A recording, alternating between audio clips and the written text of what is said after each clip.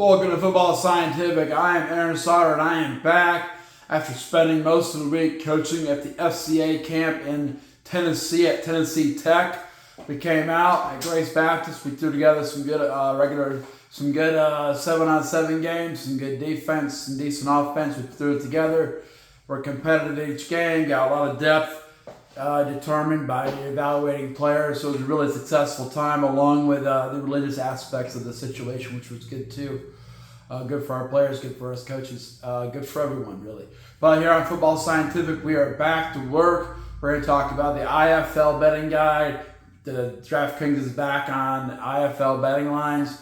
The CFL betting guide. We're going to talk about NFL news, ELF predictions, UFL news, NAL news, IFL. Everything's included today. Okay, it's a massive show.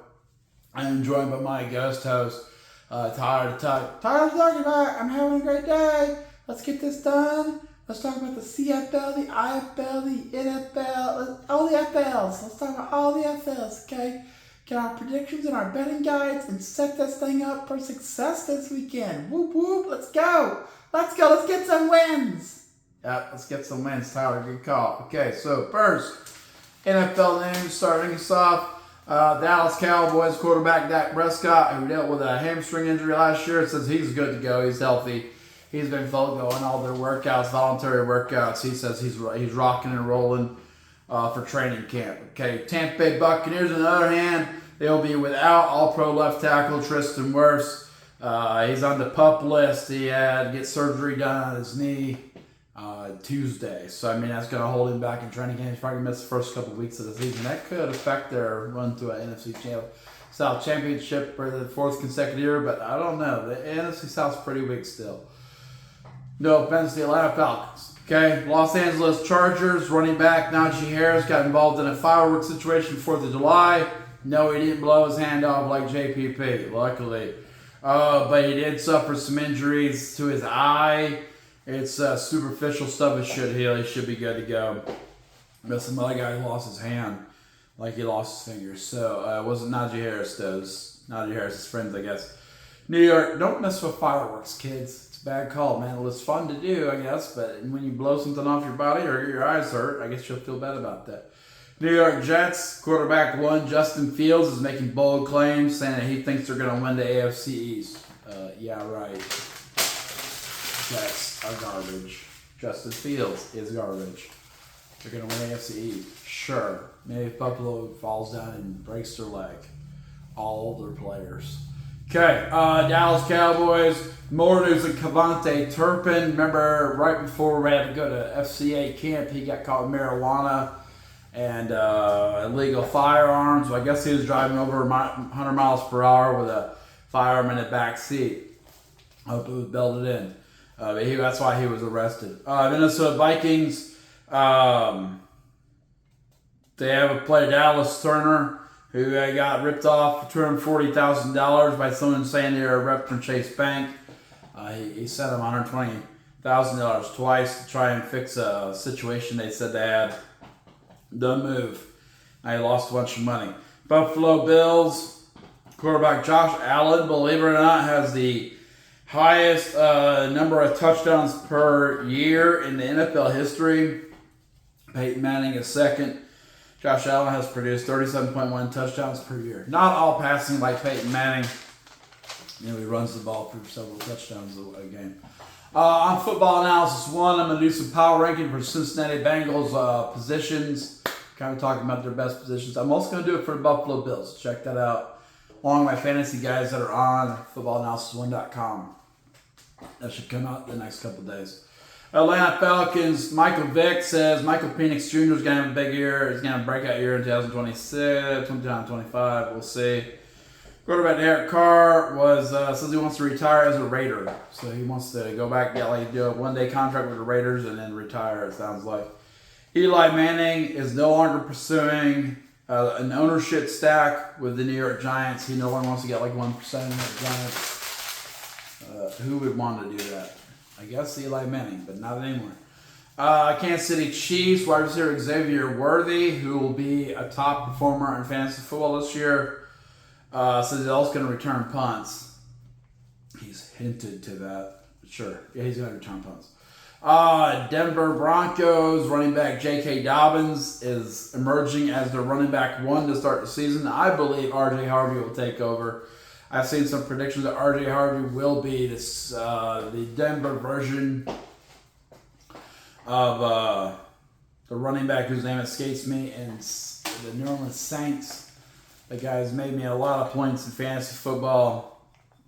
R.J. Harvey is probably going to take over there, but J.K. Dobbins is going to start the season as RB1. NFL executives and scouts have voted Raiders tight end Brock Bowers as the top tight end in the league right now. Good for him. But he plays for the Raiders still, so whatever. Chicago Bears have extended the contract of general manager Ryan Poles with a 5-year contract extension. They'll keep him there for 2029. He had 2 years left on his contract. But they're happy with the changes he's made, although it hasn't resulted in wins. It's weird for a team to not get wins and then extend a GM's contract. But if he doesn't blow up in his face, he's good to go, probably for a while. You get a good guy, you want to keep him. Right, Bengals? Right? No, we don't do that. Okay, now as the NFL news. CFL, some transactions first. CFL BC Lions, they released American defensive back Jalen Williams. They added American defensive back Cameron Stone. So that's the switcheroo there. Ottawa Red Blacks, they moved national defensive back Dawson Pierce to the practice roster. They activated American defensive back Elijah McGee from the practice roster. So just moving some guys around, trying to get better there, trying to get a win on the Tiger Cats. No thanks. They signed American defensive back Kerr Brown, and they signed American wide receiver Aesop Winston Jr. So they're trying to get better. Hopefully it's not this week. Go Tiger Cats. Next, let's get to Rough Riders. They're back in action this week. They have moved national fullback Mark Russo to the practice roster. They have moved American offensive lineman Trenton Jones to the 6-game injured list. He's out for a long time. They have activated running back Kadeem Carey from the practice roster, so they got another running back to go with AJ Al-Ouyet. They're trying to really lean on that running game, which is a good idea in the CFL. They added national offensive lineman Noah Zur from the practice roster. Okay, so they're filling in that gap. So we'll see how it goes for them. They play Calgary Stampeders really for first place in the West this week. They're 4-0. Calgary's 3-1. We'll talk about that in a second. Calgary, and an attempt to continue to get better, they have added to the practice roster American wide receiver Kalen Horton. We'll see what impact that has, if any. But let's get to the predictions. Our CFL betting guide, which has been a big hit recently. So watch out for the shorts coming up. First, tonight, kicking off CFL Week 6, Friday, July 11th, 9 p.m. Eastern. We got the Calgary Stampeders, who are 3-1 after defeating the Winnipeg Blue Bombers last week. They're in second place in the Western Division. They're traveling to Saskatchewan Rough Riders, who had a bye week last week. They're 4-0. They're first place in the West Division. So this is the battle for first place. I'm looking at this. Calgary Stampeders finally got their quarterback throwing touchdown passes, which he'd not done the entire year up until last week. They have had a great running game. Their defense has gotten a lot better with Adam Bighill at linebacker, okay? But I think last week a driving factor was Adam Bighill knew everything the Winnipeg Blue Bombers wanted to do. He knew their offense and their defense. And he was an insider that helped them get that huge win last week. Okay? But Saskatchewan, in my eyes, right now, is the most balanced team in the CFL. Okay? Calgary has some issues in their passing game. They got some issues in their defense. Okay? They're not a perfect team. They played really well last week, though. They're a hot team, okay? Saskatchewan, coming off a bye week, isn't hot, but they're probably the most skilled team, okay? So with that in mind, I got Saskatchewan winning this game at home, 34-29. Trevor Harris will return at quarterback, so that should help them Like I said, I think they'll win 34-29 to go to 5-0. I got total points being 63 points. I do think it's going to be a higher scoring game. I think both teams will play well. I think this will be, it's too early to say. It's still the first half of a very long season, but it'd be a playoff type atmosphere, I think, for this game. Hopefully both teams play well. So I got Saskatchewan winning this game 34-29 to move to 5-0 and to put Calgary well behind them in the standings at 3-2. DraftKings, they agree with me. Actually, almost exactly agree with me. They said Saskatchewan's a 4.5 point favorite. I got them a 5 point favorite. So Calgary's a 4.5 point underdog. They got the over/under at 53.5. I think it's going to be higher score than that. So if I was betting on this, which I'm not going to because gambling is not cool, guys, but it's a good metric for what we do here, I would go over, and I would go Saskatchewan Roughriders on the money line. I don't see Saskatchewan losing this game. Now, I didn't see Winnipeg losing the game last week, so take it for what it is. I just think Saskatchewan's a better team, and they're well rested. They should be healthy. Their running game is amazingly good. Their front seven's really good, too, on defense. Saturday, July 12th, 7 p.m. Eastern. Huge game in the Eastern Division. Ottawa Redblacks are 1-4. Hamilton Ticats are 2-2. Why is that a huge game? 1-4 and 2-2 doesn't sound like a huge game. Well, here's the thing. Montreal Alouettes have lost 2 games in a row to fall to 3-2. Ticats have won 2 games in a row to rise to 2-2. If Hamilton wins, and Montreal's not playing this week, that's important to know. So Montreal has the bye week. So if Hamilton can win this home game against the Ottawa Redblacks, they will be in a tie for first place with Montreal Alouettes, and they have a win over Montreal. So they would have the tiebreaker as well. So they'd be legitimately in the first place spot in the Eastern Division, which is huge after an 0-2 start to the season. Okay. It sounds like a no-brainer. Hamilton win the game. Ottawa Redblacks are 1-4. They lost to Edmonton last week. They've been playing very poorly, but they beat Calgary. Calgary beat Hamilton. Calgary beat Toronto. How good is Ottawa? It's hard to say. Drew Brown, they're very similar to the Ticats of the past. Tommy Condell's our offensive coordinator. They pass the ball very well. High percentage passing game.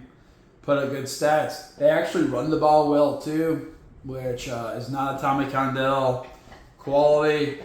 Ticats, though, recently, they have the best passing offense in the league. But recently, they ran the ball well, too. Although Greg Bell will be out once again. He played last week. He's out again. So they got to do it with Johnny Augustine and Ward. Offensive line needs to take over the front to win this game. I have a full preview on this. I just posted on CFLnewshub.com. I just posted that article. So if you want more details about the keys to victory, check that out. In-depth charts and all, it's available. Okay, my prediction is Hamilton Ticats win this game at home 35-23, scoring 58 total points, and take first place, take control of first place in the Eastern Division. They will technically be tied with Montreal, but they hold the tiebreaker, so they'd be first place in the East Division over Montreal. Now, if Ottawa wins this game, it gets real messy. It gets real messy because now you got 3-2, 2-3, 2-4, 2-4, 1-4. It's a mess. Okay, to avoid that mess, Hamilton is will win the game. I think they will. 35-23 at home, 58 total points. DraftKings agrees with me, not entirely, but mostly. They say Hamilton Ticats at a 5.5 point favorite. They say, Ottawa's a 5.5 point underdog. The over-under is 55.8, which is really close to my number. If I was going to bet on this game, I would take Hamilton Ticats on the money line. I can't guarantee you're going to win by 5 points, but I know they're going to win the game. They need to win the game. Otherwise, the East is going to be a real mess. Which usually plays into the favor of Ticats, but not this time because they'd rather, own the top spot. I would go over on this one. I think both teams are going to score a lot of points. Both passing offenses, they're quite good. Both defenses have issues. It should be a good matchup, actually. So I got Ticats winning 35-23. If I was gambling, I would bet on the Ticats on the money line, and I picked the over. Okay. Sunday, July 13th, BC Lions going to Edmonton. Both teams got a win last week. BC also had a big fight after that Montreal game. I guess a misunderstanding happened afterwards. Some things were said. Got the big fight in the tunnel. Looks ugly. Montreal lost 2 players to suspension. I don't know if BC lost any players there, which would be unfair, really, in my mind. But whatever. This is for 4th place. This is battling for 4th place in the Western Conference. More importantly, if Toronto and Ottawa both continue to struggle, this could be a crossover team. So why you're saying, well, 4th place in the West, that's not going to make a difference. Well, if Ottawa and Toronto can continue to have a bad season, one of these teams could become the crossover team and take a playoff spot on the eastern side. Okay, that's what happens in the CFL. For those that are not used to the CFL, your 4th place team in the West can overtake a bad 3rd place team in the East. Now it can happen the other way too, but there's only 4 teams in the East, so your last place team has to be better than their 4th place team, 3rd place team to carry over, which is less likely most seasons. Okay, just because of the straight numbers. So this is a big game. If Edmonton wins this game, it will be the 2nd win in a row. They will be in the hunt for a playoff spot during the first half of the season, which is a huge improvement for Edmonton. Okay, BC Lions have been inconsistent. Nathan Work pulled off a big win last week. There's a lot of that's because of Montreal mistakes. Montreal made a bunch of mistakes. They mismanaged the game in the 4th quarter, especially in the last minute or so, which is crazy. Taking the loss. Montreal has been better than that. But BC comes into Edmonton. It's in Edmonton. I'm willing to say I think Edmonton's going to play well once again. Trey Ford had a great game last week. I think they're going to win this game 27-21 to secure their 2nd win of the season to go 2-3. And BC will be 2-4, and they'll get out of the basement for the first time in a good long time and be in 4th place and be looking to climb. Okay, we're looking for a crossover, both of which would be a climb. All right, so DraftKings does not agree with me. They have the BC Lions at a 2.5-point favorite. They have Edmonton as 2.5-point underdog. Over/under is 51.5. I said it's going to be under that. I'm also saying Edmonton's a better team here. I've watched both teams extensively, and I think Edmonton is the better team. Edmonton has not won a lot of games, but they have played very good football. They just make some key mistakes down the stretch. BC Lions, on the other hand, have been quite bad. They just benefited from Montreal making some bad plays at the end of the game last week. So, on paper, it looks like BC's a better team, but I think actually Edmonton's a better team. I got them winning 27-21. DraftKings doesn't agree, so that opens the door to a big win. I'm saying take Edmonton on the money line. I think they are the better team. Okay, I don't know if they get the points. They're the better team. They're going to win this game at home. They're going to go 2-3 and be a player. I also say it will go under. It benefits Edmonton to keep this game low scoring. And BC has not shown the ability to score a lot of points. So their offensive line isn't very good. That's your CFL betting guide. IFL betting guide. First, we'll go through some transactions. Bay Area Panthers wide receiver Curtis Ravenel has been signed to the Bay Area Panthers. Who are trying to get past that loss against San Diego last week. Remember, they have clinched the playoff spot. They are in the top spot right now, but if they lose this week, San Diego could jump in front of them. It's a wild week in the IFL this week. You'll find out and go through predictions. Playoffs are right around the corner. Got to sort some things out here. Bay Area Panthers, they signed wide receiver Curtis Ravenel Jr. They have also activated defensive lineman Damon Williams. So they have some extra beef on the defensive line. But why did they do that? Because they moved to the short-term IR list defensive lineman Morris Joseph Jr. They also moved to the season injured list. Most likely he's done is defensive back Tyler Waters. Okay. San Antonio Gunslingers, who are out after losing last week, are still making some moves. Maybe they make some moves and maybe can hang on these guys for next year and get a better foundation. They added linebacker Brian Harper or Horner or whatever. Then they added defensive back Tyquan Rivers. They released running back Ricky Wyatt. And they moved to the short-term IR list, defensive lineman Jack Doty. Okay, got it. Vegas Nighthawks, who are trying hard to get a win this week and get closer to securing a playoff spot. If they win and Arizona wins, they knock out Tucson Sugar Skulls. So if they both win, Sugar Skulls are done whether they win or not. It's going to be running out of time here, okay? They need Vegas and Arizona to lose this week. Vegas Nighthawks, if one of those lose, they could be overtaken by Tucson. Not this week, but next week. If they both win, Tucson's done. Playoff picture set in the West. Vegas Nighthawks short-term IR is defensive lineman Adam Plant Jr., formerly Hammond Tigercat player. He's moving to the IR list for this week. They've also released linebacker Jamal Williamson. Iowa Barnstormers also making some moves, maybe trying to shore up their roster going into the offseason because they are eliminated. They signed from the IR list offensive lineman Terrence McClure. Okay, that's to the season IR list. They moved him to the season IR list. He's done for the year, and it's Termaine McClure. Okay, they added offensive lineman Jordan Ryan. Okay, Northern Arizona Wranglers. They added defensive back Jaden Washington. They added running back Daniel Nagata. They released wide receiver Gary Brown. They released running back Marcus Kimes Jr. Okay, so they're making moves. All the teams that are out making moves, trying to get a head start and build that roster for next year. Jacksonville Sharks. They released offensive lineman Eric Henry, and they activated from IR defensive lineman Brandon Munoz. Okay, all right. So that's a bunch of moves in IFL.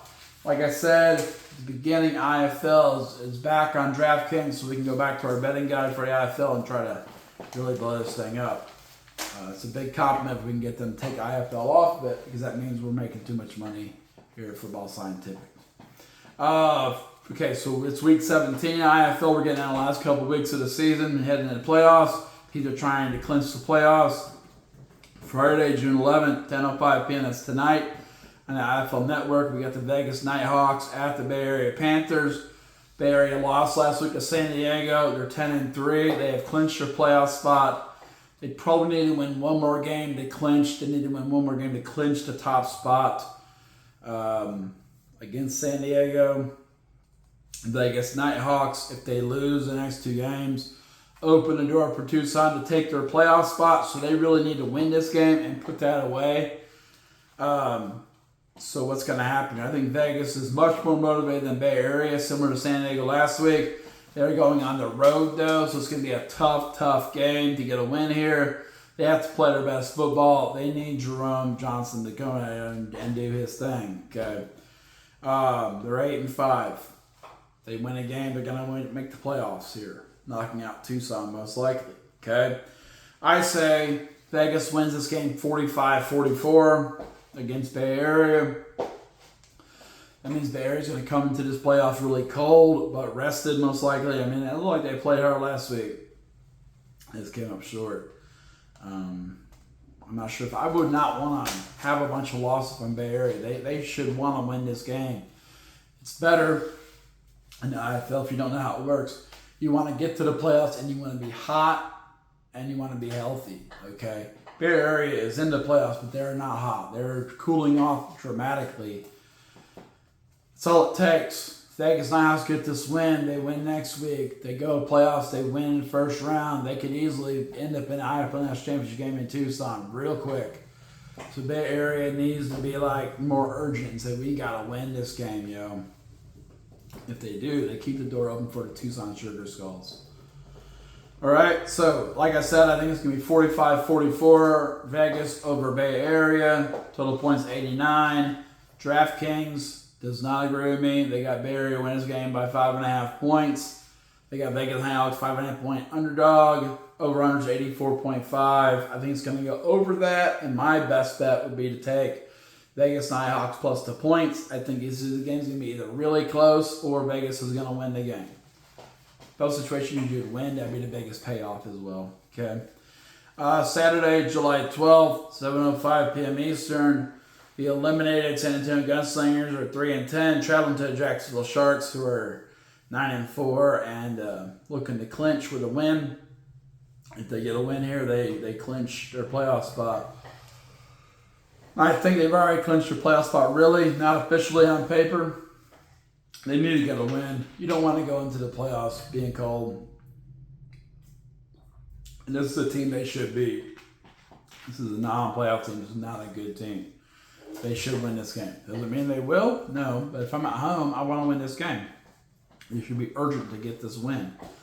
With that in mind, I got Jacksonville being the more balanced team, having been the better team. I got them winning this game 45-31 at home, 76 total points scored. DraftKings agrees with me on this one. We got Jacksonville Sharks at a 13.5-point favorite. Hence, San Antonio Gunslingers 3.5-point underdog. They got the over-under set 81.5. I think it'll be under because I don't think Jacksonville need to score that many points. But San Antonio is apt to become explosive kind of sporadically. So this could be an over for sure. So I wouldn't be very comfortable with that bet. I would say Jacksonville Sharks for the money line though. They need to win this game. They want a home game in playoffs. They need to win this game. Okay. If they don't, I don't know. I don't know why you wouldn't. Massachusetts. Okay, this is basically a playoff game right here. Massachusetts Pirates 7-6. Travel to Tulsa Oilers 7-6. They're essentially playing for the last playoff spot in the East. Massachusetts beat Tulsa 2 weeks ago. TJ Edwards got hurt last week. Tulsa was horrible against the Fisher Strait, losing 30-37. The winner of this game, Tulsa feels like they're in a tailspin since losing TJ Edwards. They lose this game. I bet they lose last week or the last week of the season, and they end up being 7-8. Another losing season. Okay, Massachusetts. If they win this game, they'll be in. I think they'll be in, and they'll knock Tulsa off. Okay, Tulsa will be out. Massachusetts will be in. Okay, that's how big this game is. It's basically a playoff game here. Okay, I don't see Tulsa making the playoffs if they don't win this game. I don't see Massachusetts making the playoffs if they don't win this game. Okay, must-win game for both teams. Should be huge. This is tomorrow night, I believe at 7:05 p.m. in Eastern on the IFL network. I got Massachusetts winning this game 42-32 only because I don't think Tulsa can score enough points. They really underperform on offense against Fishers. I'm figuring they're going to be competitive because it's going to be a playoff type game, but this could be a blowout for Massachusetts if Tulsa can't find a way to move the ball, which they couldn't do last week. Total points would be 74. I got Massachusetts winning on the money line. Their DraftKings has another 1.5-point favorite. That's a slim margin. I think it's going to be bigger than that. You could go with that and then probably make more money. I got them win on the money line. You could try to take the points and be fine. I can't guarantee they're going to win, though. I do think they're going to win, though. It's also Oilers are 1.5-point underdogs, and the total over and under 78.5. I think it'll go under. I think these teams will grind it out if they want to win. That's how Tulsa wins. That's how Massachusetts wins. They grind them out. Okay. Saturday, July 12th, 8:05 p.m. Eastern. Green Bay Blizzard travel to the Quad City Steamwheelers. That feels like a playoff game. Now it's not a real playoff game, meaning Quad City wins. It doesn't knock Green Bay out of the playoffs. They're 8-6, but it will make things real sketchy. If they lose to Quad City and Daquan Neal, which is entirely possible, okay, they could get knocked off if they lose next week. And Tulsa or Massachusetts, the one that loses this week's game, could take their spot. Could happen. I think that'd be a major step back for Green Bay. I think they know it'll be a major step backward. Quad City's already clinched their playoff spot at 10-3. Okay, I don't know how important home field advantage is to them. Last time they hosted Jacksonville, they whooped them at Quad City. So I think it is important. But how important? Are you willing to take a risk on an injury? Okay. I say because of the situation. Green Bay needs to win this game to secure a playoff spot. They need to win it right now. Okay. If they win it, they secure a playoff spot. You don't have to get 10 Then we give you second place most likely. But they got to beat Quad City Steamers here. I think they're going to do it 51-42. Could definitely go over that 93 points. Both teams have the ability to score a lot of points. DraftKings. They got Quad City as a 1-point favorite. Hence Green Bay is a 1-point underdog. They get the over-under 86.5. I said it's going to go over that. Okay. Saturday, July 12th, I believe we are now at 9:05 p.m. It could be 8:05. I think it's 8:05 or 9:05. Fisher's IFL Network. Fisher's Freight, 4-9. Picking a big win last week. Travel to Iowa Barnstormers, who've been eliminated from the playoffs. And they're 1-12. Okay, but they are making some moves like the other teams that have made the playoffs. I got a phone call coming in. I'm just going to talk through it. It's a spam call, for those wondering. Boom. So I say in this game, Fisher's Freight's going to come out and do the thing they do. They're going to move the ball. They're going to play some solid defense. They're going to do a good job. But I think Iowa is better at home than they are on the road. When their passing game doesn't have a lot of interceptions, they have a high-power passing game. And I think that'll be the difference in this game. I think Iowa will win this game 44-38 at home.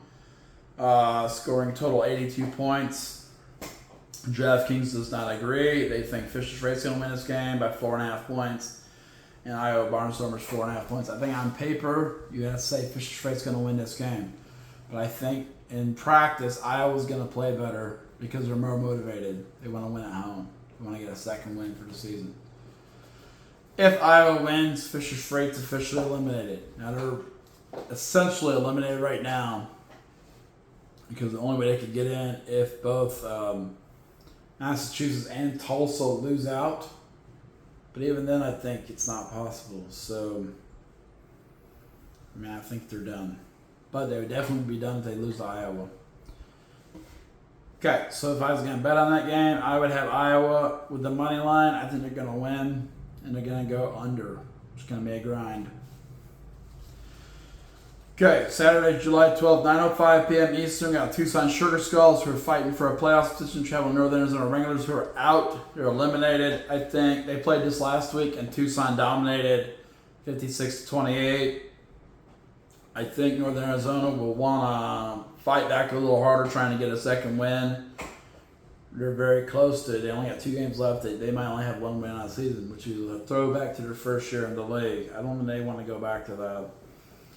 So Tucson comes in with Jorge Reyna running the show. They're going to run the ball. They're going to pass the ball. They're going to play good defense. I think they're going to win this game 42-34. Much closer than last time. Last time, Tucson jumped out to a big lead, and Northern Arizona came back some. I think this week, Northern Arizona will play a little smarter. That was in Tucson, so at home, Northern Arizona was a little tougher in Prescott Valley.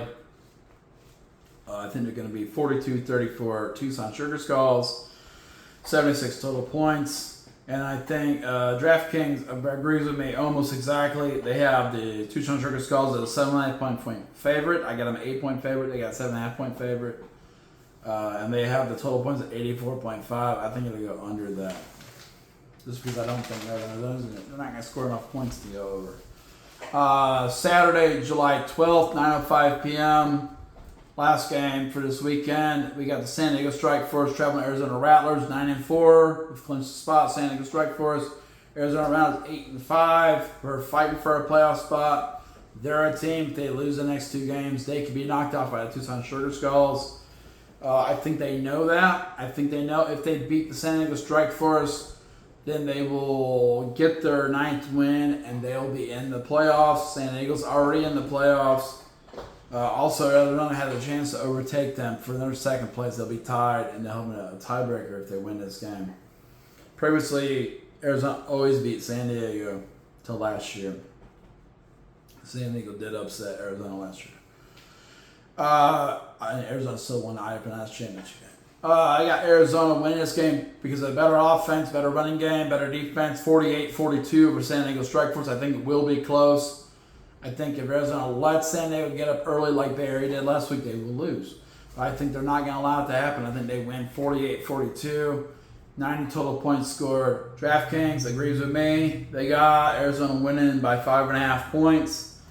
So 6 points. I got 6 points. They got 5.5. It's really close. Over-under's 88.5. I got it at 90. That's also really close. That'd be my safest bets. Arizona and over. Okay. Got it. All right. This was our IFL betting guide. And the ELF, European League of Football. Okay? Can't gamble on that. But it's a busy week. As you get a week closer to playoffs starting second half of the season, or a week closer to playoffs starting, we got some good matchups here. Munich Ravens, 6-1. Traveling Helvetic Mercenaries, 0-6. Helvetic made a lot of roster changes and coach changes during the week. They did not play Nordic Storm. Did not matter last week. Still got spanked. Munich Ravens are moving forward, is looking like probably the best up-and-coming team in the league, and they definitely are really a playoff team in my mind unless they just have a great collapse. Which could happen in the ELF. I don't think it's going to happen this week against Helvetic, though. I got Munich Ravens winning this game 38-14, 52 total points scored. I just don't see Helvetic putting enough points to beat the Ravens. Stuttgart Surge, who are 5-2, traveling Frankfurt Galaxy. This is a big deal for Frankfurt. Their quarterback just went on the IR list.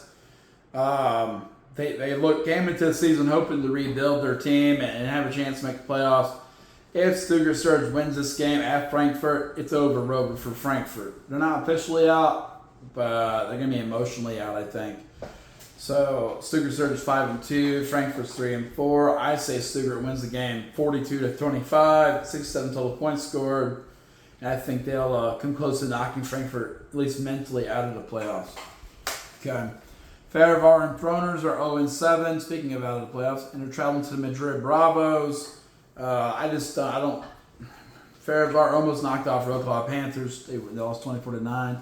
I see Madrid. They have the best passing game in the league. They have a decent running game. They're a decent team. I think they'll not play so sloppy to let Farivar have a chance to win the game. So I got Madrid winning this game at home, 38-12, 50 total points scored. Okay.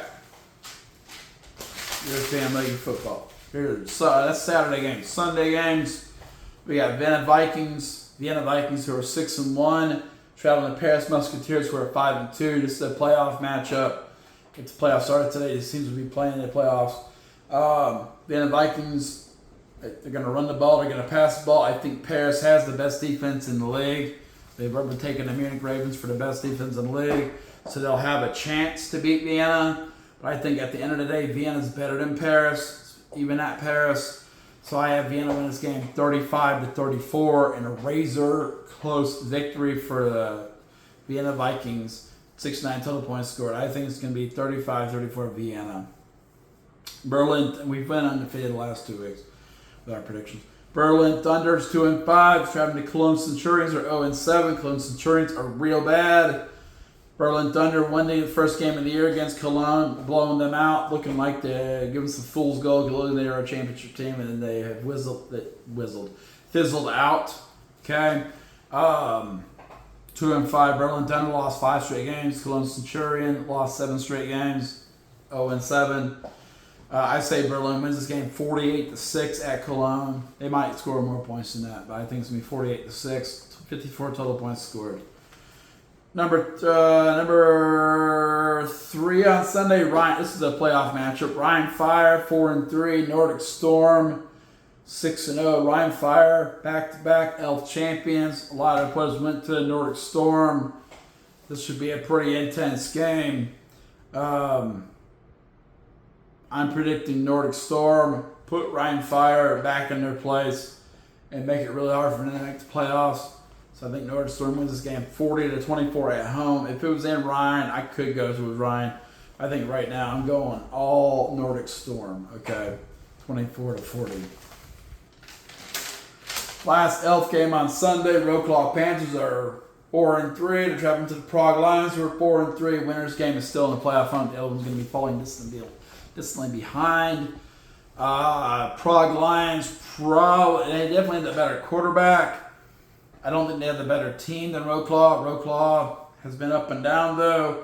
It seems like they're up right now. They made a lot of changes to their roster recently. I'd say Rockclaw goes into Prague and wins this game 35-24. Well, the prog lines are really, really, really improved. I don't think they're good enough to make a playoff run. And I think Ruglaw smacks them down. Now, I could be wrong on that. And it could be the exact opposite. Both teams are 4-3. It's going to be a really close matchup, okay? 35-24. That's our ELF predictions. Okay. UFL, a bunch of transactions happening with Michigan Panthers and Houston Roughnecks. Michigan Panthers, they have re-signed quarterback Rocky Lombardi, offensive tackle Chim Okafor, offensive tackle Kine Russell, the offensive guard Victor Carraz, cornerback Kendrick Whitehead. All UFL offensive guard Cole Cabal is retiring, so they're going to replace him at guard. They picked up, Victor Carney or whatever. Offensive tackle Cam Carter is joined the Michigan Panthers roster. Defensive tackle TJ Carter has joined the roster. And it looks like Bryce Perkins may move on to an NFL opportunity, leaving Rocky Lombardi as a potential guy to step in as a starter next year. Arlington Renegades, offensive guard McGee has moved on to retirement. Okay, he's called it on. He's moved on with his life. He's had enough football. Okay, Arlington Renegades. Oh, also, UFL has set up a structure for relationships for the NFL amongst themselves. NFL is not technically aligned with them. They're not affiliates or whatever, but UFL wants to set up that kind of idea, so they've named them as affiliates. So why are they doing this? Well, during the NFL preseason, a lot of players are going to be cut, and they want to divide those players up amongst the UFL. And that might become more important in draft, which would be in September. Who they can sign at the NFL is probably more important than who they draft, honestly. So here's how the team allocations are going. Our Arlington Renegades will be affiliated with the Arizona Cardinals, Cleveland Browns, Dallas Cowboys, Pittsburgh Steelers. Birmingham Stallions are going to be affiliated with Atlanta, Carolina, LA Chargers, LA Rams. DC Defenders are affiliated with Baltimore, Kansas City Chiefs, Philadelphia, and Washington Commanders. Houston Roughnecks are going to be affiliated with the Cincinnati Bengals, Houston Texans, Indianapolis, and one other, I forget who those. Memphis Showboats, they are going to be related to the Jacksonville Sharks, Miami Dolphins, Tampa Bay Buccaneers, Tennessee Titans. I don't see a lot of improvement having that team with those teams being their affiliate. Michigan Panthers, Chicago,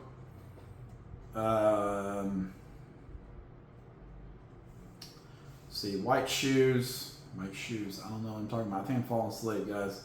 Memphis Showboats, Jacksonville Jaguars are related to them through an affiliation.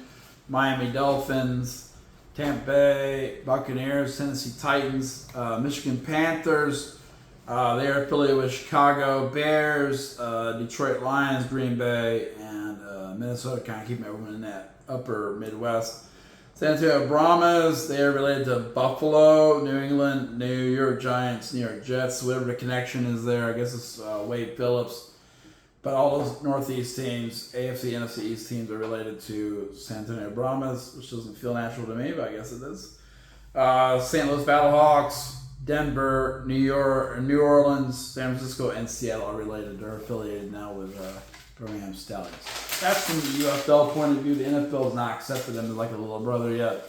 So, but they're setting up the structure for that. They're like, hey, we got the structure, guys. Just say you're gonna involve us, and we'll all move forward together, and it'll be a much better thing for development of players, which I agree with.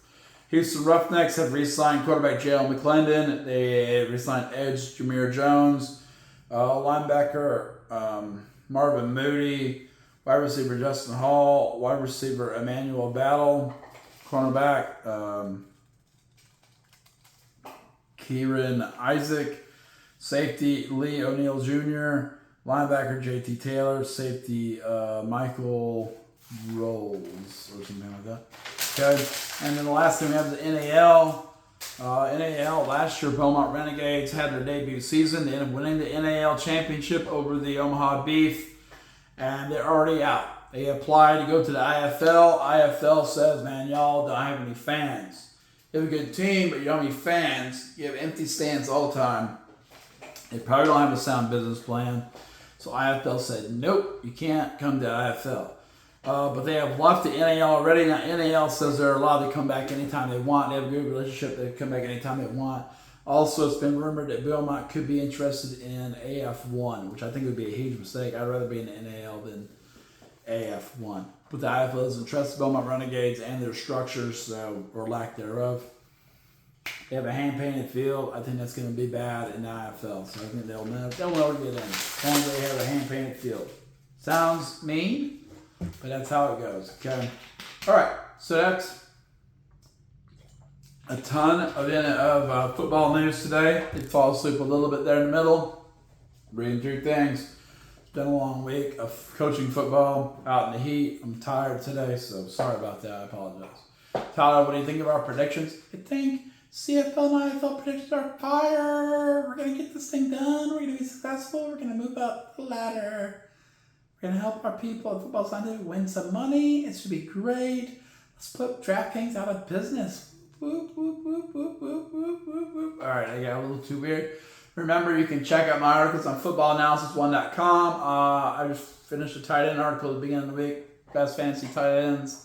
And I'm going to work on Bengals power rankings by position and Buffalo Bills power rankings by position. Also, I posted a CFL News Hub on CFLNewsHub.com. I put the preview between Iowa Red Blacks and Hamilton Tigers as they battle for the top spot in the East. If Hamilton wins, they'd be tied with Montreal in the East at 3-2. Also, if you like the channel, subscribe. We're at 93. Let's keep it rolling. Let's get to 100 and then figure it out from there. If you want me to see you do something else, let me know. I did see that AI-driven content is out, meaning it's going to be removed from YouTube, which will make it easier for me. We are not AI. Okay, we use old school special effects like Tyler the Tiger. I'm a special effect now. Whoop, whoop. So, I mean, we're not going to get canceled. We're not fake, but we are real. And this information I give you is probably priceless. I'm giving it to you for free because I want people to get, like the channel. But, I mean, these betting lines are probably worth thousands of dollars to you. Okay, we'll see how it goes. See how risky you feel. Right now, that's going to be it for today. The Football Scientific Mega Show is over.